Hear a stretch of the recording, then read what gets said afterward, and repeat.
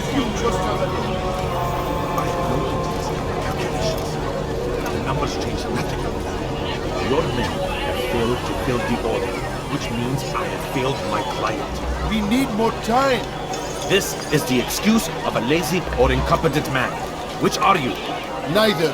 What I see says otherwise.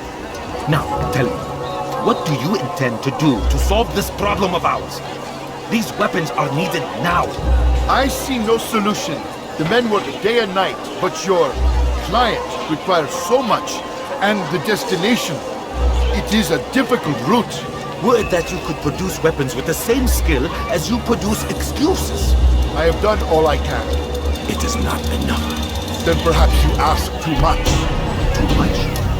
I gave you everything. Without me, you would still be charming serpents for coin. All I ask in return was you fill the orders I bring you, and you say I ask too much? You dare disrespect me? Peace, Tamir. I meant no insult. Then you should have kept your mouth shut! No! Stop! Stop? I'm just getting started. No! Stop!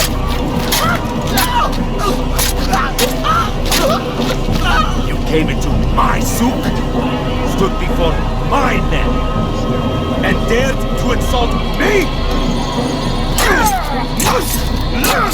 Your place!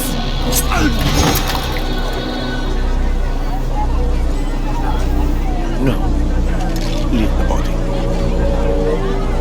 Let this be a lesson to the rest of you.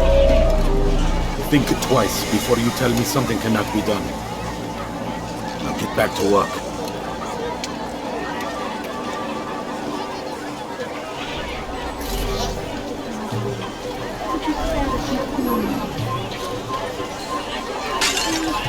Altair's challenged me? Be at peace. You'll pay for this.